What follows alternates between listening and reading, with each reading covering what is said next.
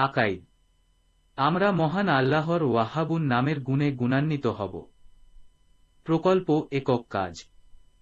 তোমার বাস্তব জীবনে আল্লাহর গুণবাচক নামসমূহ চর্চা বা অনুশীলনের জন্য 1 মাস মেয়াদী একটি প্রকল্প গ্রহণ করে তা সফল বাস্তবায়ন শেষে নির্ধারিত ছকে প্রতিবেদন তৈরি করো। শ্রেণী শিক্ষকের নির্দেশনা ও পরামর্শ অনুযায়ী তোমার জন্য সুযোগ ও সামর্থ্যের মধ্যে একটি প্রকল্প গ্রহণ করে তা বাস্তবায়ন করবে। এক্ষেত্রে পরিবারের বয়োজ্যেষ্ঠ সদস্যদের যেমন মাতা-পিতা, দাদা-দাদি, বড় ভাই-বোন, সহপাঠীর সহায়তা নিতে পারো। প্রকল্পের নাম বৃক্ষরোপণ বা বৃক্ষের যত্ন। প্রকল্প শুরুর তারিখ, প্রকল্প শেষের তারিখ। সহায়তাকারী মা-বাবা, ভাই-বোন, সহপাঠী। গৃহীত পদক্ষেপ টব, মাটি, গাছ সংগ্রহ। অভিভাবকের মতামত, স্বাক্ষর।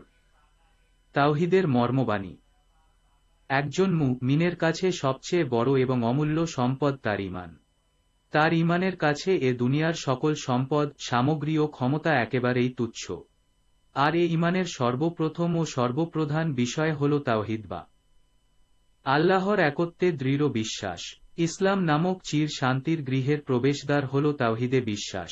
এ বিশ্বাসের ওপর ভিত্তি করেই মুমিনের সকল চিন্তা ও কাজ নিয়ন্ত্রিত ও পরিচালিত হয়।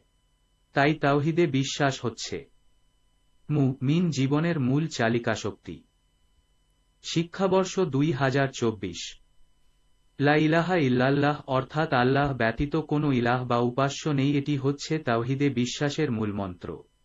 এটি ইসলামের একটি কালিমা বা বাণী। এটিকে বলা হয় কালিমাতুত তাইয়্যিবাহ। আবার এটিকে কালিমাতুত তাওহীদও বলা হয়।